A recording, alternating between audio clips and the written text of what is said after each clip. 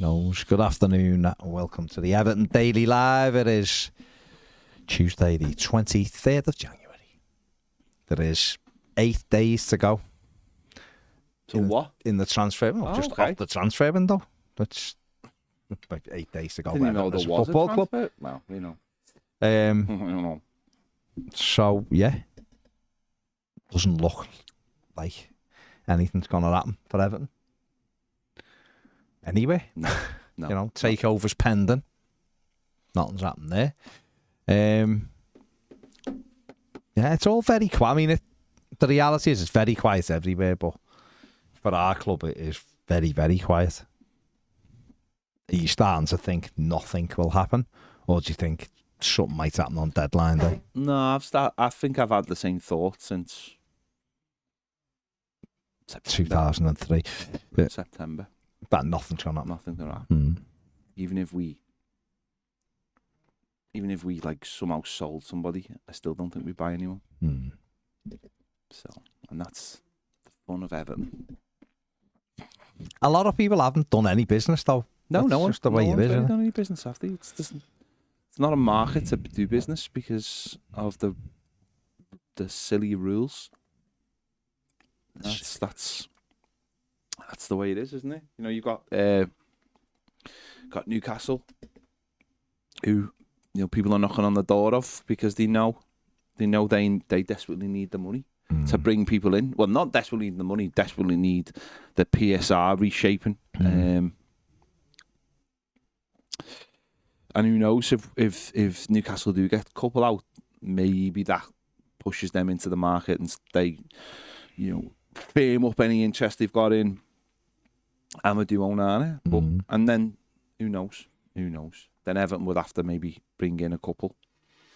Otherwise, they'd be really, really stupid. But it's I don't think Onana's going anywhere, to be honest, till the summer. I think most of the summer hits he will, but I think I've learned never to say never. No. Oh, you can't with Everton. Even if there was 6 minutes left of the window, you couldn't say. No. It won't happen. I just don't see it, but who knows? Who knows? Ben Godfrey's apparently got 3 options this window. See, he is someone me and Jack spoke about Ben Godfrey yesterday, and he is definitely someone we would be getting out the door, because it'd be a calculated risk, but it's money literally just sitting on the bench doing nothing, and Everton can't afford that. It also sparked the debate once again of what Milan are called, but that's for another day. That's very much the die-hard Christmas movie Milan thing. Yeah, exactly. Essentially. Yeah. But he is someone that definitely I think Everton should be trying to get rid of. It's 10 million quid just sitting on the bench, earning a lot of money, and I think Everton, that's a calculated risk. You might go down to 3 centre backs, but then you've got Michalenko and you've got Seamus Coleman who can also play there, or you can move to a 3 and bring Keane in or whatever. But I think that kind of money we can't afford to have that sitting on the bench. And it's not like you can rotate a player like that in. Like someone like Andre Gomez will get game time just by the very nature of where he plays, but Ben Godfrey won't because he's 4th choice. And if Everton could move him somewhere, then I think that would be very interesting. Well, his options are, if you believe the Telegraph today, Milan, Leeds United, or Sheffield United. So that's a tough choice. Tough choice. Yeah. None of the 3 are going to buy him, are they? Let's be honest. So it would literally just be moving him out for wages. And to see if you can get some games, and then see whether that piques anyone's interest in playing regularly. Does all right, then you've got the opportunity, then haven't you, to you've got the opportunity to move him on in the summer if he does well. Because that's all it is, really, isn't it? That's all we can do. It's a tough window. I mean, I just wonder. The Premier League love the drama. That's what's made it what it is. The hype and all of this. And this is normally a month of ridiculous transfer stories and hype. Deadline day and last chance saloon. And they've gone and bollocksed it up. Well, Richard Masters has basically bollocksed it up, and everyone is now going, no, we've seen what happened to Everton. Maybe they should have like a wild card day where they just like, you don't know what day it's going to be in January, and there's like a button in Premier League HQ, and they just press the button, they go, wild card day, and you can just buy whoever you want for that day. PSR doesn't count on that day. Doesn't exist. Count on that day. That'd be great, that I think. I can imagine. See how much Newcastle can spend in a day. Yeah, that's what I'm saying. No, but like they don't know. So it's like you don't know where it's going to come early, you don't know where it's going to be late, and you've got to get it done in that day. Imagine that. Imagine Everton still only have £11.73. Yeah, but imagine the channels. The Sky would be going. It'd be run around everywhere. Run around. Mike reading. Be tough. Well, AI. You can do anything with AI now. Yeah. So AI could bring him back, surely. I think so. And go with that. It is. They have bollocksed it up. Big Dickie Masters has not had a cracking few months. And that's what's happened. So it is very, very quiet. And, you know, Everton, I'm quite sure have got interest in. They had an interest in Calvin Phillips. He was never going to be able to complete that deal. The money he's on, the wages. Looks like West Ham are going to complete that one.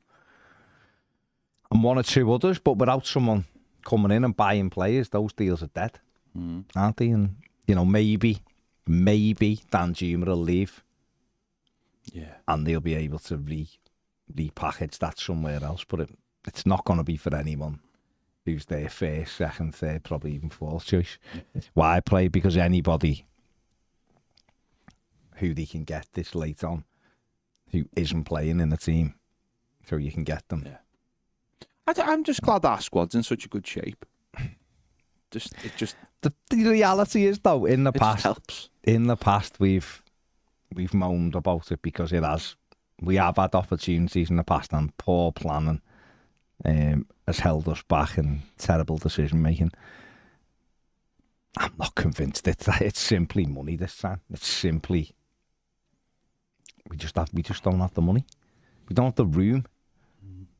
And that's the issue, isn't it? There's no room in the budget. They've made that much of a cock-up of the whole thing that there is no room in the budget. The rules don't allow for it either. What do you do? You know, with all the will in the world, what can Kevin Thelwell do right now? What can Sean Dyche do? You know, we can have a go and say, why didn't you do this? Or Sean Dyche, why are you only playing them players? But where's that options to go? No, the market's dead. Crap. The market's dead. Yeah. There's no value in the market anymore, because it's so highly scouted anyway.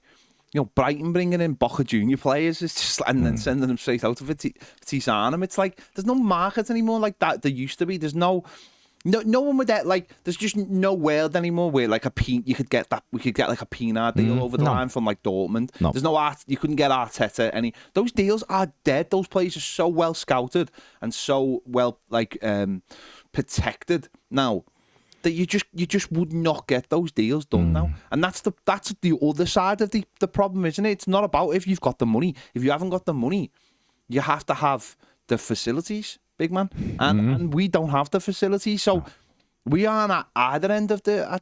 I know, and don't get me wrong, I think like they are trying to get better at that. Of course they are, and I think we were saying again, me and Jacqueline talking about yesterday. This is the first time in a very, very long time at this football club that like the manager and the director of football are solely in control. And there's nobody else looking over their shoulder, and there's no agents from anywhere else, you know, looking at them and taking their own work and trying to bring in their player. They are working with a hand tied behind the back, and that's maybe two hands tied behind the back, and that's the problem. That really is the problem now. You know, these players that for years you go, have you heard about this player? No, why is no one looking at them? They are looking at them now, and we're just not getting anywhere near the market. And can't blame anyone. Like, I don't think you can really blame. Well, you can't blame Thelwell, and obviously you can't blame Sean Dyche for that. That's what happens, isn't it? That's years of mismanagement. Yeah, basically. I mean, how does it change though? That's a really good question. I suppose the only way it changes is if the foundations are being laid right now for the club to grow, to be able to do that kind of work. You have to put the foundations down, don't you? That doesn't just happen. You have to do long-term planning involving every facet of the club, the academy, making sure the under-21s is got the right people looking after it. You're bringing in the right players. And that's the level now. I mean, that's difficult as it is. And as we've seen over the weekend, our youth team, they were beaten by Chelsea 2-0. Chelsea had 10 men for 80 minutes. The bottom of the league, I think they've won one game all season. I don't know whether that's because of the players or because of Leighton Baines. I don't know, because I don't watch them. And I don't know what it's like down there. But what I do know is that Chelsea, Manchester City are picking up players when they are 15, 14, 15, 16 from other clubs. And we're not doing that either. So all those players have gone. But it is about foundations. It's a very long-term thing. It can't just happen overnight. You need a plan. But the plan will take, say, 3-4 years to even get off the ground, won't it? Because these things... And, of course, there's only one team really doing this who haven't got any money, and that is Brighton. There's only one team. This is what Palace fans are calling for at the moment. Saying, put a plan in place at least. Don't just go, well, Roy Hodgson will save us. Yeah.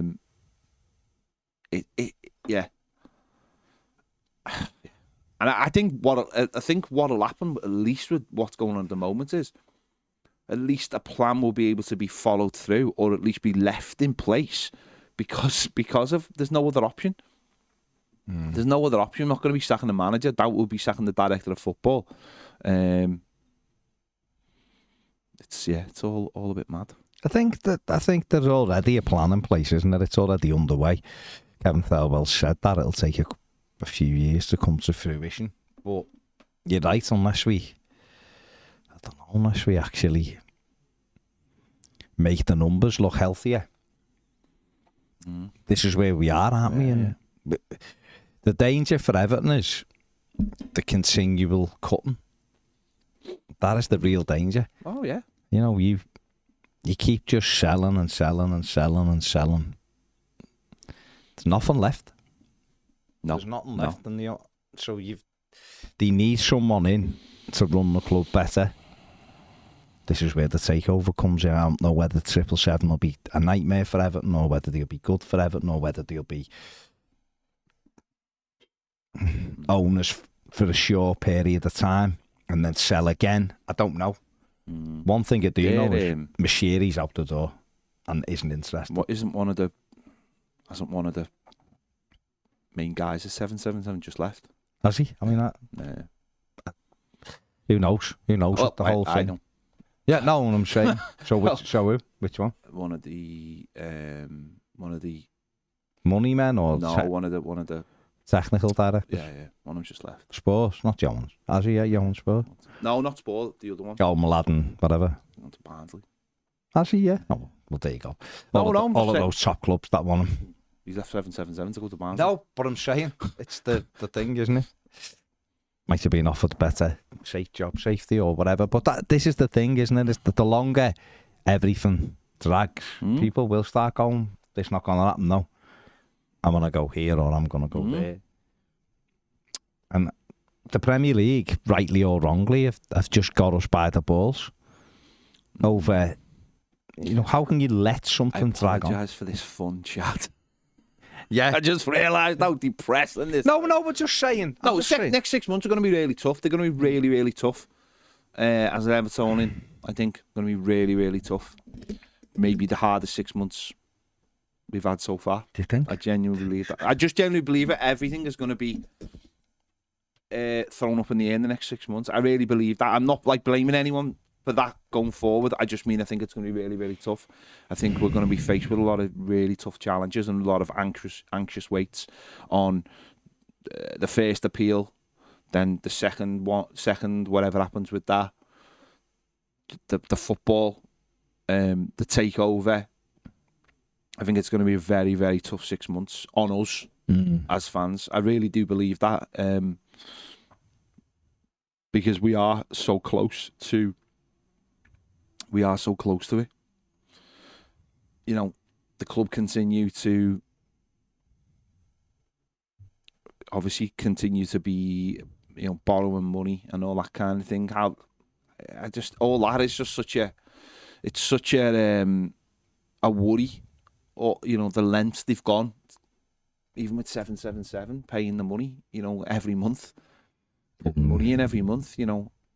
I really hope whatever happens that, well, I mean, obviously 777 Takeover, they'll convert that into equity, but if they don't take over, I really hope the people who've lent us money just turn it into equity. I really hope that, because otherwise... Or someone will come in, a bank will come in and restructure the finance, restructure the loans, because I think that's a real priority of getting sorted straight away. I think that's something really hanging over our heads. That debt is it's only going up, and it'll peak obviously this year because of the stadium. You wonder, don't you? You wonder how people got it. So spectacularly wrong. I still wonder how people keep giving us money. Football. But they must know the risks of a football club like Everton. So mustn't he? They must look and think Everton, huge, nothing will happen. Someone will bail them out. Yeah. No, I mean, that's what they might think. I'm not saying that's correct. I'm just saying that maybe what the findings are, what they think. Maybe. But we need some bright news, and this is the thing, isn't it? You know, the likes of Doucoure being injured hasn't helped. We need the squad to be healthy, so that we give ourselves a fighting chance to keep momentum going. But we need, you know, we're being... somebody else is pissing about with our future. That's what it is. And they're called the Premier League. You know, not only have they nailed us on VAR this year, they're nailing us on the points thing, and they're doing it with the takeover. And it looks vindictive. Every bit of it looks vindictive. There's no reason why this is taking as long as it is to take over. None, in my opinion. You can say it's open-ended. It can take as long as it takes. What a load of bollocks that is, the thing is, though, no, with the takeover, I know a lot of people say a lot of things about the Premier League, but I honestly believe that the Premier League will allow it to take as long as it needs. I don't see a situation or anything that says they turn people away. I don't think they turn people away. I think we saw that with the Newcastle thing. It just went on and went on and went on. Don't you think it's just that's just ridiculous? How can a process take so long? I don't think it's ridiculous, because I think at the top and bottom of it, they've asked somebody to provide evidence that they've got money, and they're probably willing for them to. In their eyes, what difference is for them? What they don't own Everton. Everton are like obviously just a part of it. I don't know if there's anything in the rules that can say to them, like, there's a limit to this. You're buying something, aren't you? So how can you say to someone you can't buy that as such? You can say you're not allowed in our league. So basically, it is open ended, isn't it? And it's up to Everton or 777 to just turn around and say, we can't do this. We can't take over. And I think that's one thing I would say. I don't think it. I might be completely wrong. I just don't think the Premier League can actually turn around and say no. I think what they can say is, you haven't proved it. We'll keep going if you want, because at the end of the day, that's up to you. The fella who owns it, that we allowed permission to own it, still owns it. Anything that happens is down to you and your club. I think that's on 777 to provide that evidence. The irony with the other fella is he didn't seem like he had to do any of this. And look at him. He's been an absolute disaster. Well, he obviously, at the end of the day, all you've got to do is prove where your money is coming from. They said they've proved it. Well, they clearly haven't. They clearly haven't proved it. Otherwise, they would be owners of Everton Football Club. They clearly haven't proved it. Ratcliffe said he proved it at United. They haven't given him approval either. Well, his is different though. I know. He's minority. I just look at them and think they're totally and utterly incompetent at everything they do. And we see that from the VAR stuff that they allow, the referees stuff. See, I do, but I just don't on this. I think it's up to the problem is. Well, then remove the charges. Remove the points deductions until it's all done, like they did with Chelsea, till it's all finished.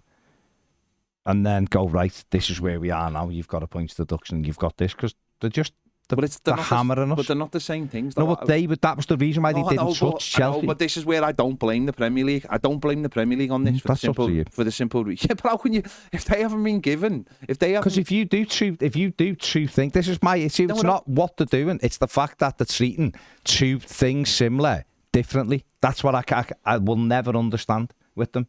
That's football. Everything's true. Everything's the same. They shouldn't be, though, should they? No, but that's Everton's fault. Everton decided. Machiri decided to let people who've got a terrible track record in football to take over the football club. Machiri could have said, "Lads, let's just wait for 6 months and get this out the way first." But he didn't. He decided to do that. He's a charlatan as well. Exactly. So they can keep on telling people. They can keep on leaking stuff, and they can keep on letting the media have all this information, but if they haven't passed it, they haven't passed it. The criteria is there. We don't know exactly what the criteria is. Maybe the whole process should be more transparent. But if they haven't proved it, they haven't proved it. Maybe they have given them all the details, and maybe the details are like, no, this isn't. That's up to 777 to either come out and speak publicly about the whole thing, or Machiri to come out and speak publicly about it. I don't think it's the Premier League are just sitting there going, bring the information to us. I don't necessarily blame the Premier League on this. I just think that's up to them, and that should be quite an easy thing to produce. The problem is like there's a lot of smoke and mirrors. Look at the Man United thing. The guy who everyone said was taking over, basically they've come out and said he didn't have the money he said he has. Now he's come out and said, I'm going to sue them. Well, let's see if he does sue them. There's so much smoke and daggers. Smoke and daggers? That's worse, I think. Smoke and daggers, that's very dangerous. Smoke and daggers is worse than cloak and daggers. That's what I'm saying. Very dangerous. There's so much put out there. There's so smoke and mirrors or cloak and daggers. Do you choose all of it? All of it. They're using all of it. Fine. All of it. Cloak and daggers. How would you use smoke and daggers? What about that? How would it happen? That's the question. That's for the No, I agree. I'm not saying. Don't get me wrong. I'm not saying they're ideal. Let's get them in. I'm not saying that. It just feels like while that's dragging on as well, we can't even. It's bad enough we're in limbo with the points. It's bad enough that there's another charge just when you want to draw a line under the last one, and on top of that, we've got this ownership nonsense floating about because we haven't even got people in. Like if 777 would have been approved before Christmas, at least we'd have permanent CEO in and a permanent this, and people be trying to drive it, and you would have that noise. Of course, wouldn't it be difficult? But at least you go, well, we've got some kind of thing in place where we're going. Just right now. And again, this is not me saying they're ideal, because they don't seem like they're ideal. Do you know what I mean? They do seem like they're the only bleeding show in town. But I just think it's in it. The football club just feels like it's just bobbing, like that ship that couldn't get into Ireland because of that storm the other day, and had to sit for 6 hours while the fucking waves battered it. That's what Everton feel like at the moment. Every time we see the port, someone just goes, nah, there's a big wait, you'll have to sit where you are, lads. The problem with the Premier League is it's their tournament. You're playing their game. Now, that was all now people go, well, it's 20 teams, fine. If they have criteria for you to pass, you have to pass that criteria, don't you? Bin them off then. Well, that's the problem, though. That's my thing. The problem is, though, I don't think the Premier League can do that, though, because you are buying something. I think it's a case of, and this if you're not fit and proper owner, surely they can say you're not. They've got to prove they're fit and proper, and they can take as long. Newcastle owners are not fit and proper, but they got to a point where they suddenly become fit and proper overnight. But they kept at it. I wonder how. Well, they kept at it, didn't he? They kept at it, and They kept pushing all the political buttons and everything. So, yeah. That's on them. I think that's on them to prove it. They've got to prove it. And then get someone in to the top of the club. Because we are drifting. We're drifting. We're absolutely drifting at the moment. We're in choppy seas and we are drifting. And I feel bad for Sean Dyche. And I feel bad for Kevin Felwell that they are literally just running this club. I feel bad that a club has got to go to a independent commission appeal, and I've got to go to a second one if needs be, without people really, really running this football club at the moment. And that I feel that's really bad on everyone at the football club. That must lead to, for the people who work there, that must lead to so much stress. They must be putting out fires all over the place. It's just a pity that the Premier League, as I said, it isn't more. There isn't more transparency in the process. Yeah, we as fans are just being strung along, aren't we? That's what I mean. We're just being strung in limbo, along, aren't we? yeah. You wanna move past the limbo and go, right, this is what we're playing with. What can we do and all of this? But it just feels like right now we can't make any headway into anything because everything is limbo. But what can we do, mate? What can we do? I'm just thinking about the Godfrey thing. I've seen someone before suggest a swap deal for Jack Harrison for Leeds if they took him. I don't know. Harrison would probably be on a less wage. Mind you, don't know. I mean, if Leeds were up for that and that was a way to solve it, that'd be a good idea. I think Leeds might want some money and Ben Godfrey. We'll just have to see. He's only got 18 months left on the deal as well, so he's going to have to be sold this summer anyway, really. Everton aren't going to give him a new deal, are they? Let's be honest. We'll have to see what happens there. Luton this week, FA Cup. Can't wait. Get excited. I can't be excited. I can't be excited about anything at this football club. I'm sorry. So what are you going to do for 5 months, 4 months? Just go with it. Just go with it, yeah. I can't be excited about anything at this football club. I can't. They are, until they get themselves sorted, I can't be excited about anything. I really can't. Every game to me is just another game. Honestly, it is. I'm just not excited. There's just too many problems to be excited about a game of footy. I know that's what gets other people excited, but it doesn't get me excited because I just think there's too many problems at this football club. I know, but the only thing really that we can visually see and help is the games. Yeah. Listen, other people absolutely. It'll be for other people. For me, I'm just at the moment. I can't get excited about it at the moment. There's just too much going on. But be a tough game. Ross Barkley will have something to prove only, and if they play him, no, they will. He's the best player. No, I'm not saying this depends. Doesn't I imagine he will play him? To be fair, but it's just it's weird, isn't it? It is weird. It's a game. It's an opportunity. It's more money because it's a home game, so that's good. It's an opportunity to get into the 5th round. Do I feel right now Everton are good enough to win the FA Cup? No. But you just keep knocking down what's in front of you, and then all of a sudden you go far. But certainly don't want to go out at home, do we? No. So we want to make sure we get past Luton. If we could beat Luton, regardless what happens further on in the tournament, if we could beat Luton, then we'll beat Palace at home, beat Luton at home. There'll be a little bit of gain and a little bit of momentum back at Goodison Park. Yeah. No, listen. It's the FA Cup. It's boss. It's a one-off. It can take people's minds off it. There'll be a lot of people there who don't normally get to go to Goodison, and that's brilliant. You see, you see the excitement of people when you can tell the people who don't always go to the game when they're there. Because they're not worn down. They're not worn down. They have a general excitement about it. So And then they sit with us miserable bastards. And they do, yeah, they do. But yeah, it'll be a tough game now because they are so well organised. And I think with Townsend and Barkley, they have added a little bit of something, haven't they? Really, really good free transfers that will help them. So yeah, it will be a tough game. Again, it will be interesting who they got. Let's have a look who they got on Tuesday or Wednesday. They play on. They've got Luton against Brighton at home. On Tuesday night. Need Brighton to turn up big time and actually win a game of football.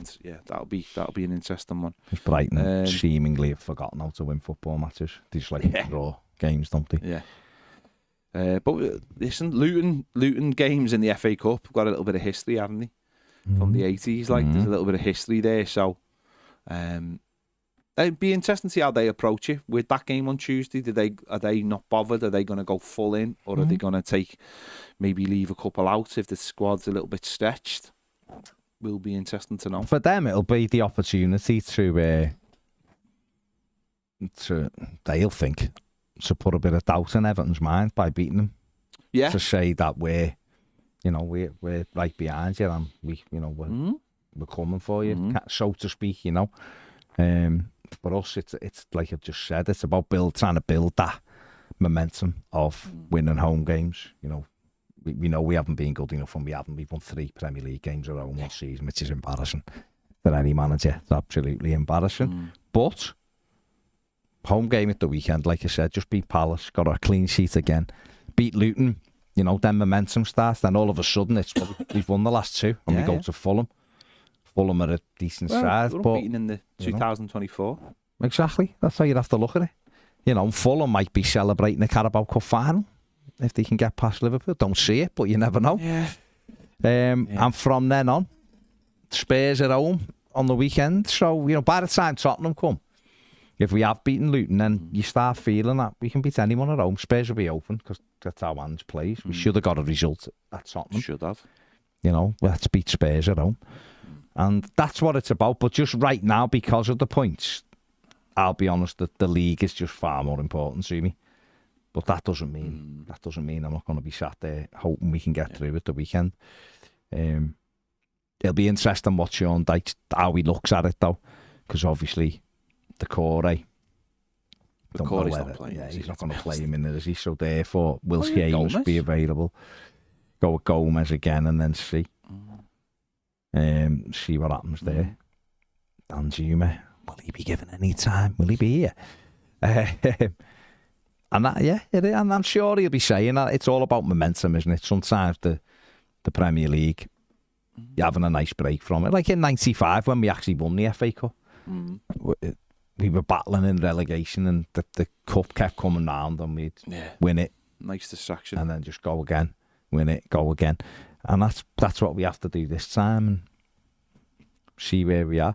I know we discussed Doucoure yesterday, but surely Everton can't be allowing him to get off to Saudi Arabia. And I know it mightn't be Everton's call. He signed the extension. When is his contract? Just 2025. So 18 months. I mean, that's a different thing, isn't it? That could be a decision in the summer. Everton might look in the summer and have all summer, and if someone in Saudi offers him decent money, he's 31. Everton might go, now's the time. Yeah, but he doesn't seem the kind of person, does he? He doesn't seem the kind of person who wants to leave. From what he said, and like not going like the African nations and things like that. He seems to put all his eggs in one basket and believes Everton and playing in the Premier League is what he wants. So I don't know. I can't see that, but things have been a little bit strange, haven't they, all round? So who knows? But I can't see that personally. I can't see it. Yeah, I think he'll stay. I mean, you never know, do you? You never know till the summer, and he might get offered. He might get offered a great contract, and he might feel he can't turn it down. And you couldn't have a go at that at his age. If that's the way it is, it's the way it is. We just need him fit between now and the end of the season. Because, like we've said, even though Andre Gomez has done okay in that role, he hasn't got the goal record that Abdoulaye Doucoure he's got, which means that even though you can go in and do a job in there, it's not the same goal threat. It's fine if everybody else is banging them in. Yeah. We were saying yesterday, it was funny, me and Jack were talking about people over the weekend comparing Mopai to Dominic Calvert-Lewin. But we were saying, like, goals, any big mouths. We were saying that, but actually, if you're going to compare Mopai to him, you've got to compare him to Doucoure, and Doucoure's got more goals. So if you want to look at it like that, I mean, don't get Mopai back. Let's not. Let's sell him. Drop him in behind Dom. Let's sell him. He doesn't, as if he'd even. Let's sell him. Get some money for him. Contemplate coming back here. Yeah. Listen, you want him to do well. I don't know if they might be at the expense of Everton this year. No, you want him to do well, and so that then, Brentford do look and go, actually, yeah, we want him to stay. Well, they'll have the Ivan Toney money. Exactly. He fits with us, and Everton can close that chapter and get some money in for him. And we've got the similar thing with Mason Holgate, haven't we? We need him to be picked up, and we thought he was off to off to Sheffield United the other day, which was a little bit of a mad one, Premier League loan, with a team at the bottom, but hey ho, but that fell through, didn't it? Got a feeling that something might happen with that late on if he hasn't gone anywhere. Now a couple of other clubs are looking. Leeds are looking at Amati. Leeds are looking at all of our centre backs at the minute. So Leeds get him. Wanted to expand our team. Plucky Panda says Gomez has got 2 goals in 4 games. Bit unfair to say no goal threat. He's scored 1 Premier League goal for Everton before this season. So I think I'm safe in saying he's no goal threat, in all fairness. So yeah, we have got to find ways to get these kind of players out the squad, haven't we? Yeah. 100%. Because they're not doing us any favours. I mean, Mopai's literally not doing us any favours by getting the win, and his goal was a cracker, by the way, absolute cracker. We've got to get rid of him, get him off the books, get Holgate off the books, get Gomez off the books, get Godfrey off the books, and that's some big savings then, wages wise. We won't have any players. We won't have players. And that might be an issue. Yeah, but at some point, you've got to reset the needle, haven't you? Yeah. So Everton have got to be going and having a look and saying, right, well, just for argument's sake, if it was Ben Godfrey and just say Godfrey was on 60 grand a week, you go and get a centre-back for 20 grand a week, don't you? Who's there and that's saving, and that's what we have to do. The same with Andre Gomez. He's on over 100 grand a week. We'll go and find someone who's young who can do that role for 25 grand a week, and then big save, and you pull the wage bill down. Obviously, create a pot of money. That's what we have to do now. That's literally what we have to do. Yeah, we can't. Well, we can't afford to be going out giving people £75,000, to sit on the bench or whatever it is. So, it has to be a case of finding them young, building them like we have with Branthwaite. You're not going to find a Branthwaite every day. I understand that. But you're going to find players down there who you can build up, and you can go one or two ways. You can go into your team, or you can get money for them, a bit more than what you paid for them. That's the way it is now, isn't it? So we have to look to do that. Scott Blunt says, what was it like watching football when you didn't have to be an accountant? Yeah. Great times. When there wasn't such a disparity in the league. It's always been teams with money, and Everton were one of them years ago. But the disparity was never like it is now. But like the top 3 or 4, it was just never. They weren't the top 3 or 4. If there was a disparity before the Premier League, it was because your gates were bigger than anyone else, really, and you had a wealthy owner. But the wealthy owner wasn't blowing teams out the water the way it can be now. And then Sky come in and made that more difficult because they started putting people on live 20 times and other clubs 3 or 4 times and then getting paid. So the disparity then started, the gap started, and then obviously those clubs, once it was marketed in a certain way and saw how sponsors were falling over themselves, they started screwing more and more money out of sponsors. So that's what's difficult. That is what's difficult now. That it's just so what Everton have to do, because Machiri come in and skewered the system instead of being sensible with his money. They tried to cut corners and get run before they could walk. Well, it was true, yeah. Took over in a situation where PSR wasn't actually a thing, so you go and then went into the new era of it all without having a clue. That's the problem, isn't it? That is the actual problem. We are owned by an absolute madman. Well, madman, because he is a madman. He's proved he's a madman. I mean, he's literally destroyed this football club. No, he has. He has. I mean, there's no question of that, is he? He's absolutely destroyed the fabric of this football club. Jake says, afternoon, lads, not being negative, but I don't see us signing anyone at all this window and can see Danjuma leaving. Would you take Harrison on a permanent after his loan spell? Started off very well. His work rate's never slowed down, but his end product of late has been abysmal. Well, he is a bit up and down, isn't he? That's what he is. I think Leeds fans would have told us that before we got him, but he fits into what Sean Dyche wants. So, right now, we are built in a certain way. The manager epitomises that. The manager, we're never going to play nice, sexy football with Sean Dyche ever. So we just got to accept it. It's not, I'm not moaning about it. It just is what it is. And the players we've got aren't of a level to really entertain us at the top end of the league. But the good, honest, hard-working lads, Harrison falls into that. So there's no issue with that. We just have to accept that, and then it's, can you build on top of that? Can you get players in who are young, who can develop and do a bit of both? We've done it with Branthwaite, and then you sell them on, and then you reinvest in yourself. That's the model we have to find. Harrison, I think, has been sound. He is frustrating. He's massively frustrating at times because he seems to do all the hard work and can't do the simple thing at the end of it. But then other times, he set goals up, he scored a couple. And I think there's more to come from him in the second half of the season, and hopefully he'll get us some key goals or create some key goals in that second half of the season. Depends how much money it is. If you're talking about keeping him, can we afford it? We'll have to wait and see. Mark Cotton says, afternoon, gents. Hope everyone as well. Just wanted to comment on the Round the Tower video from last week and Making Red Dead, the movie. Check out Deadwood if you haven't seen it. It's amazing. There you go. Cheers, Mark. Dan says, these are all our Premier members, says, I think Dyche needs to roll the dice on academy players. The league won't wait for them to be ready. New signings don't look likely, so they need a chance to step up. It's whether they're good enough, though, isn't it? That's the truth. And I know, listen, there's that thing, isn't there, where are they good enough versus not getting the opportunity to display it. I understand that. Does Dobbin look good enough? That's the thing, isn't it? He looks very good in the 23s when he plays in the Premier League. He's a bit hit and miss. You get that from younger players. Is there any others who are like that?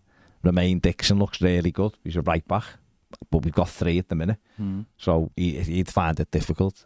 Eli Campbell's been in and around it, but we've got centre back, so he'd find it difficult. Jensen Metcalf has been on the bench in a few games, but never got on. So those lads have got to keep pushing in the 21s and try to force them. And when they get the opportunity to train with the 13, they've got to impress the manager, haven't they? Some like Francis Onkaronko, who they've got high hopes for, and who looks physically like he could actually do it in the Premier League, he probably needs a loan, just to go and develop from there. So I'd like to see James Vaughan get him a loan for the second half of the season, and a decent one at that, one where he can actually go on and develop.